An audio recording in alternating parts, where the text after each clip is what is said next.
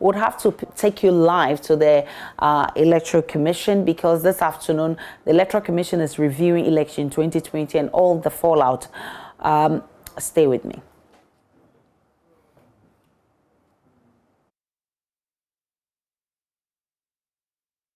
Everyone, the focus is now on the topics of America. Sorry. Please help me appreciate him as he gets ready to come. Thank you so much. Good afternoon, ladies and gentlemen of the press. Good afternoon, ladies and gentlemen of the press. The Electoral Commission is very grateful for the support you continually provide in the dissemination of its programs to the good people of our dear country. More especially, we applaud you for your display of professionalism during the 2020 presidential and parliamentary elections. Indeed, you helped the Commission to demystify all the processes in the elections, from the registration of voters to the declaration of the results in all the 275 parliamentary elections and the presidential election. This edition of Let the Citizen Know is aimed at providing an update on the 2020 elections and addressing a number of allegations that have been leveled against the Commission by the former president who led the NDC in the 2020 presidential election. I will begin by providing a brief overview of the 2020 elections. Let me state that the 2020 elections have been hailed globally as transparent and successful for the orderly and efficient manner they were conducted in spite of the global COVID-19 pandemic. The elections began with the replacement of an entire biometric voter management solution, that is the software and the hardware comprising biometric verification devices and biometric voter registration kits. It took the Commission only 6 months to conduct the entire electoral process, from the preparation of a new biometric register on the 30th of June 2020 to the declaration of the results on 9th December 2020. This was because of the COVID-19 pandemic, and yet the entire process came off without a hitch. In spite of the projections of the spread of COVID-19 and deaths, there was no spread of the virus. This was due to the stringent safety practices put in place by the Electoral Commission. In all our 38,622 polling stations across the country, there was sufficient supply. Hi, this is Lexus Bill, host of Drive Time on Joy 99.7 FM. Listen, you don't have to worry if you miss Drive Time or Personality Profile. It's going to be live on our podcast page. Just log on to www.myjoyonline.com/podcast. You can listen to Drive Time, Personality Profile, and any other of your favorite shows on Joy FM on that page. You don't have to miss a show at all. Joy 99.7 FM, radio for discerning listeners.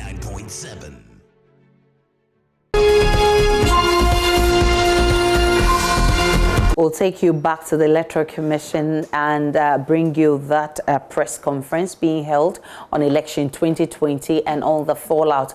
But government has this afternoon launched the National Alternative Employment and Livelihood Program for illegal miners in the country. Let's go back to the Electoral Commission and get excerpts of that press conference. We'll bring you the story afterwards. First time in our history, commissioners themselves provided regular updates directly to the citizens of our country. As a result, the secrecy and suspicion that characterized our work was reduced. This helped build confidence in our processes and reduce the tension that surrounded our work and elections. For example, during the registration, the Commission provided regular figures on demographics to Ghanaians, such as male-female ratio, youth, persons with disabilities, etc. So transparent was our process that anyone could, on a weekly basis, calculate the number of registered voters across board. This was not the case previously.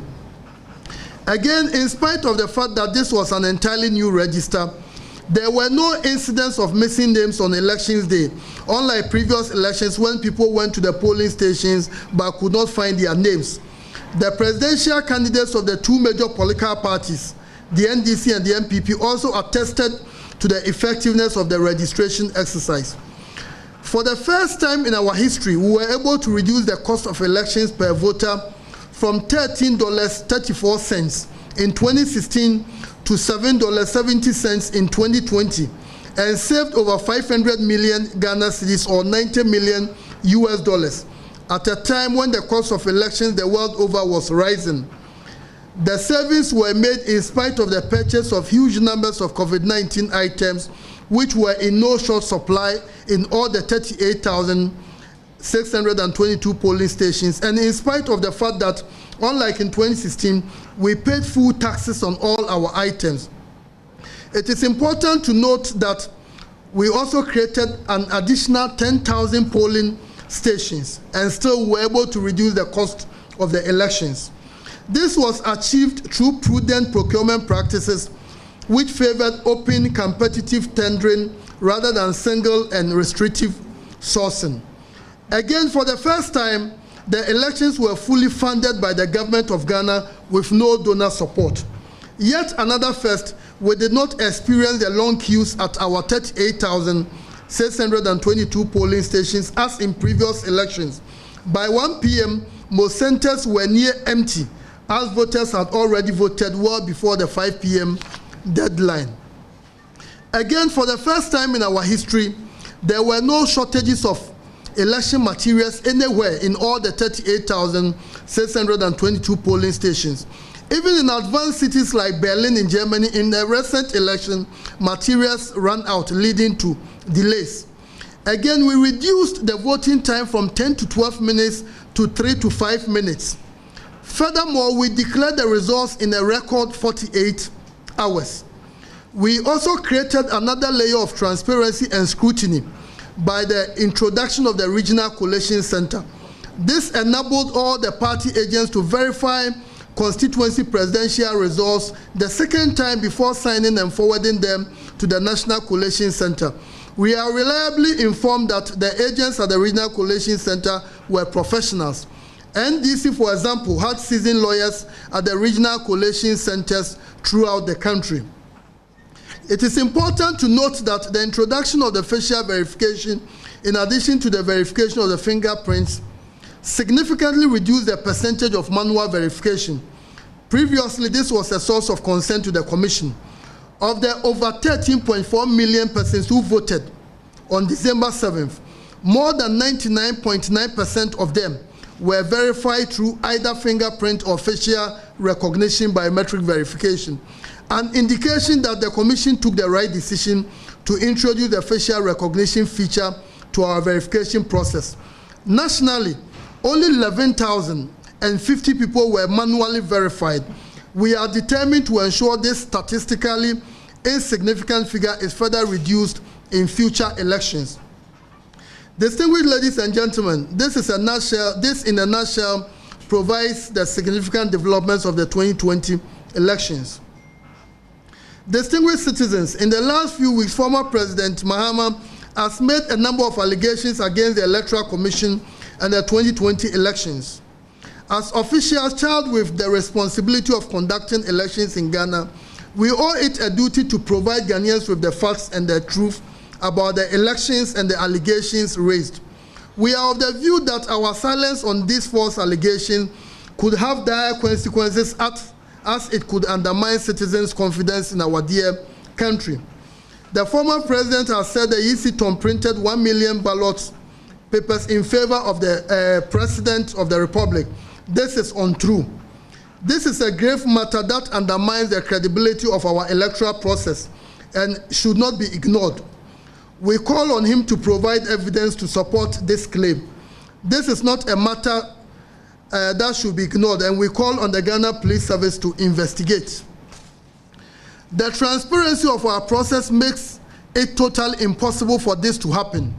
At the polling stations prior to the start of the elections, the empty ballot boxes are opened and displayed in the presence of everyone, including the political party agents, and thereafter they are sealed in the presence of everyone.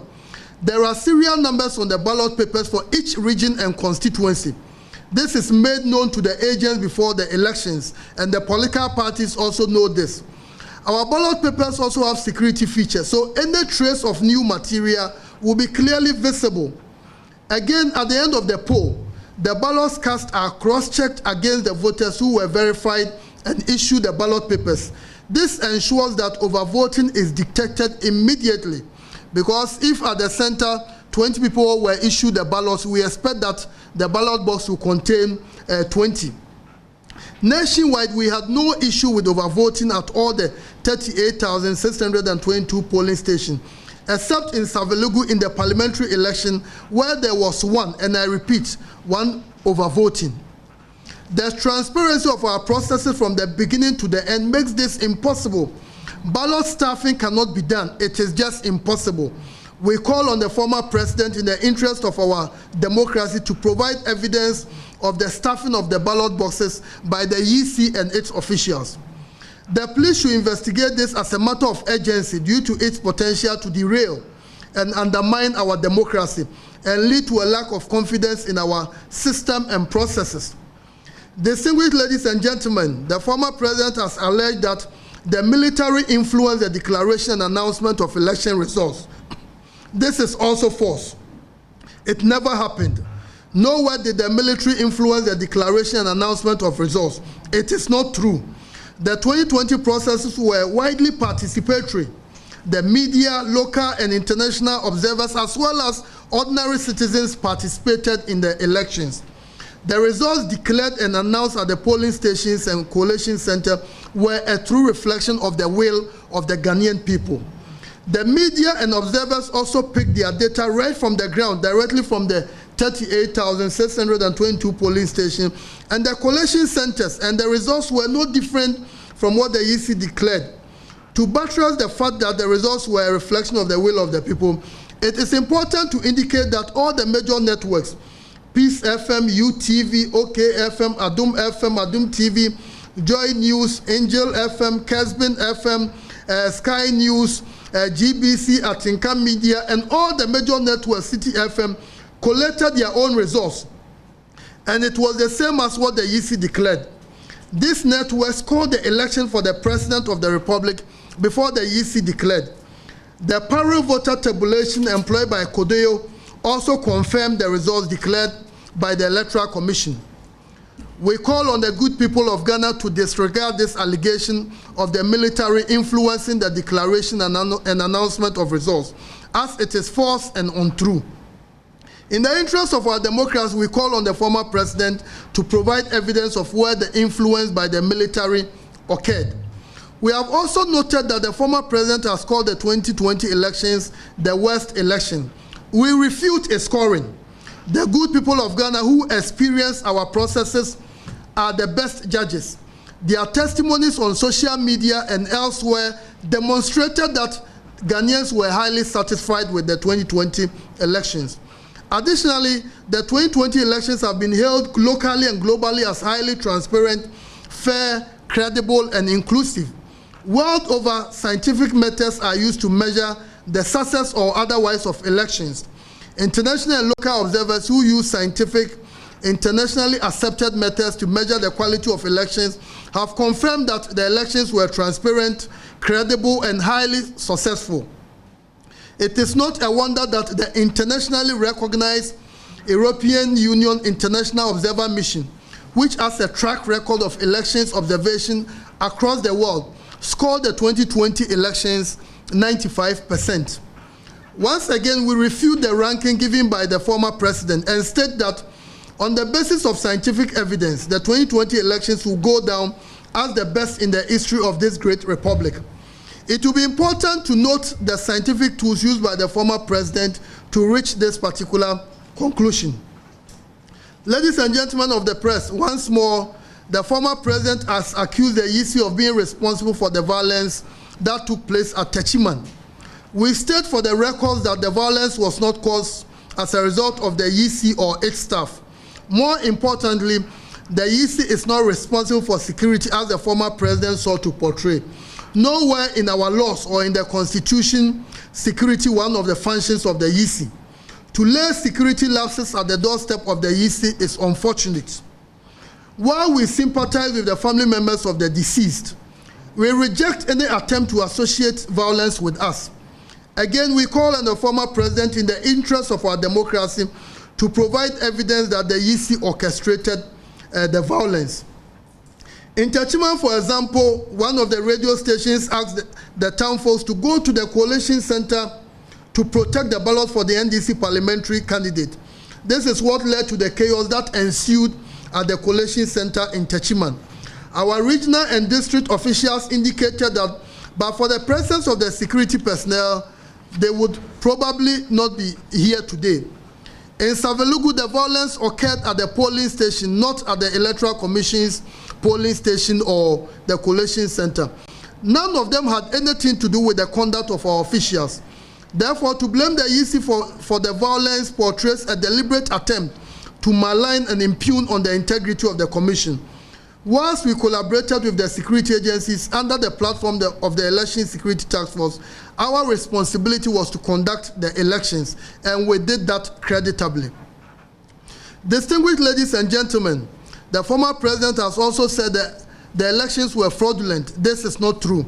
The elections were fair, transparent, credible, and this has been attested to by local and international observers, as well as by the General Secretary of the NDC. After the declaration of the results, the NDC initially challenged the elections by stating that the elections were rigged and that they had won. But they went to the Supreme Court alleging no one had won. However, throughout the proceedings at the court, they were not able to provide any pink sheet or any single pink sheet to support their claim of fraudulent elections. In the full glare of Ghanaians, when the General Secretary of the NDC was asked about the figures to support the petitioner's claim that no one won the election, he said he did not come to challenge the validity of the results. When the General Secretary was also asked to tabulate the results during cross-examination, he confirmed that indeed the president actually won the presidential election with more than 50% plus one of the votes. The two main political parties had at least 2 agents at all the polling stations representing the interests of their presidential and parliamentary candidates. The commission did not receive any reports from the party agents complaining of fraud by the EC officials. As the saying goes, he who alleges must provide the proof. The NDC had this fine opportunity to provide evidence to support their claim of rigged elections. They failed to do so. They did not provide a single pink sheet as earlier stated. Finally, we have on several occasions heard the former president state that the chairperson has been running away from accountability. This is false. The EC is an institution. As such, for the former president to equate the entire institution to the chairperson is an attempt to malign her and cause disaffection for her. As an institution, we account to the good people of Ghana through the Special Budget Committee of Parliament, and we have done so, and we report regularly.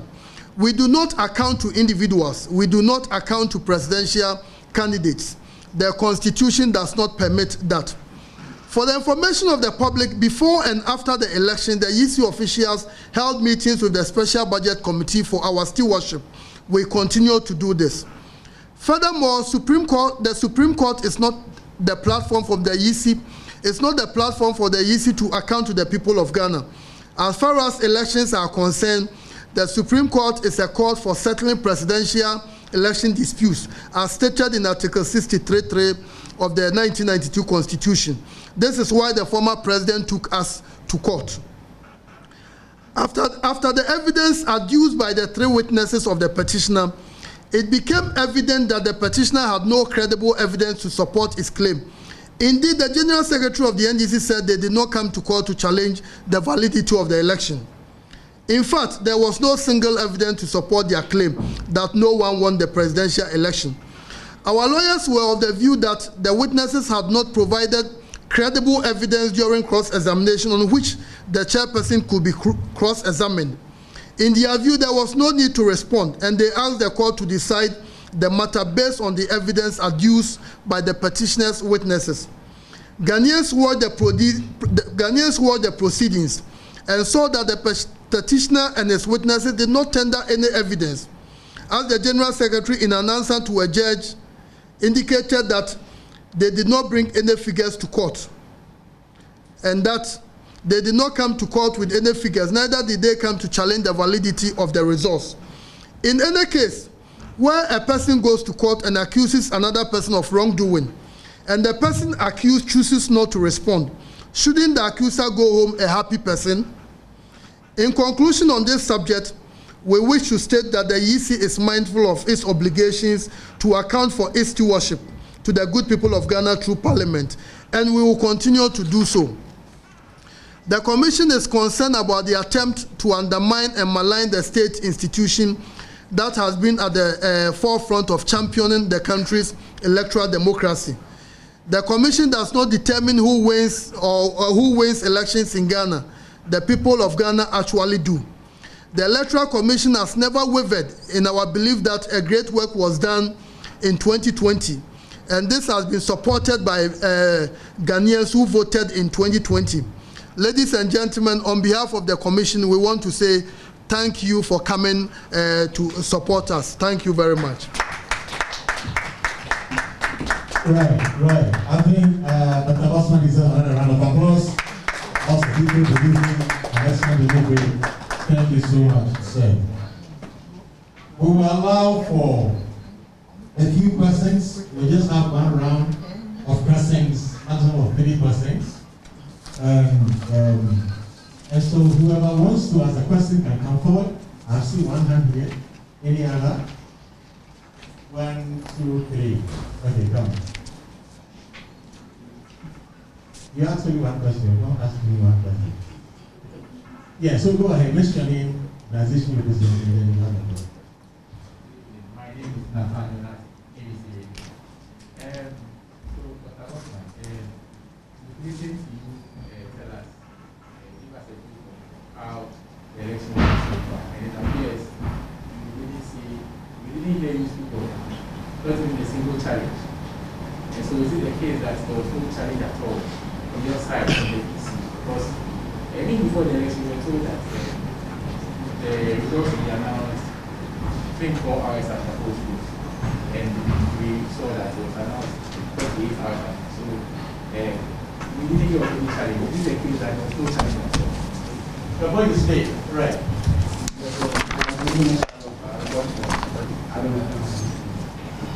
Dr. Osman, this is calling on the police to investigate our capability. Is it the case that you are writing a petition to police so that they can take it further, or you are just stating it as we are here for the police to take over things? Okay. My name is Sixtus. I work for City FM and City TV.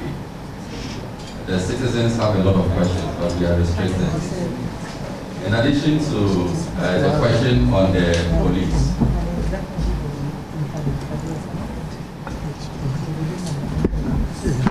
yes, Doc. In addition to whether you have specifically written to the police or you will be writing, on the issue of you not responding to presidential candidates, is that healthy if the referee in the game says it is not to account to leaders of political parties? Is it not the kind of position that will create certain impression among certain political parties, to the extent that they think that the EC has closed its doors to the concerns of major stakeholders? So we will respond to the 3 questions.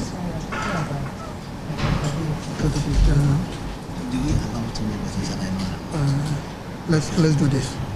We should do this. I think the first questioner was asking about no challenge. I think historically the Commission has been declaring results in 72 hours, but the Commission took upon itself to be able to declare in 48 hours. We don't see that as a challenge per se.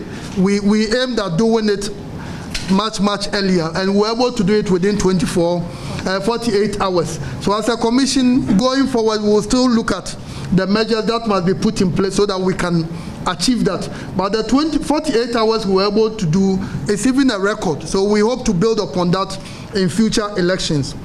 Then the second person was asking to investigate the former president. What the commission is basically saying is that the former president has made certain allegations which border on the integrity of our electoral processes. And the commission is saying that those things did not happen. So it will be in the interest of the good people of Ghana for the Ghana Police Service to act on that. And we are beseeching the police service to look into it. Then I think the gentleman from CTFM, Mr. Sister Sulu, I think let me use this opportunity to state that the Electoral Commission is accountable to all Ghanaians. We are accountable to all Ghanaians. But we know Ghanaians have their representatives in Parliament. So we are accountable to Ghanaians through their representatives. Constitutionally, we are not accountable to any individual. Even as a commission, we are not accountable to the President of the Republic. We deal with the representatives of the people in Parliament. So please, if anyone needs anything from the commission, you write to us. But in terms of accountability, we deal with Parliament. Thank you very much. Right. Thank you. All too soon, we come to the end of this encounter, and we will call on Mr. Samuel Tete, the teacher of operations, to give us his closing remarks. Joy wanted to ask questions. Yeah.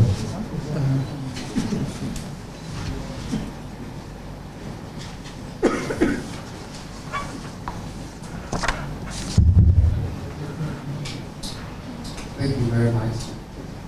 Madam Chair, Mr. Osman, and all of you here. It's been a pleasure being with you this evening. The main issues why we actually came here have been addressed by Osman. We know that the commission organized the best elections in the country so far. We look at the circumstances under which the elections were held, under COVID environment. The achievements of the 2020 elections have also been hammered. The allegations by the former president have also been refuted. But my major concern in that of the commission is the 1 million votes which he alleges have been printed. And all along, we know the transparency of the electoral process. We, as a commission, haven't changed any aspect of this transparency. It has been there, it is there, and it's not going to be changed. Political party agents were at the printing houses 24 hours. Security maximum, to have the police, the national security, and all that. How can we print about 1 million ballots, and where are we sending? And that is exactly what the commission is actually demanding. It has never happened. 1 million votes. Where are you sending? How can you? Their agents were also there. So the media has always been playing an important role. Some of them continue to do very important role. They ask very relevant questions. When some of these allegations are raised, we will continue to dwell on the media that anytime these allegations are raised, they should also have the to actually ask certain questions as to why they are raising those allegations. We thank you very much for coming, and we believe that all the issues which were raised in the public domain have actually been answered. Thank you, and we'll continue to address you anytime we have someone in this. Right, okay. Thank you, Mr. Kite. Yes, we will have the closing prayer by Dr. Kedu one more time. We shall be on our feet as we always do. Father, we thank you once again for bringing this session into the successful. Lord, we know with you all things are possible. That's why we continue to count on you. We know that we cannot do anything without your promptings. And you know the fight is yours. We will continue to count on you and submit ourselves to your guidance. Continue to protect us and guide us. Give us the strength and let us succeed in doing whatever you have called us to do.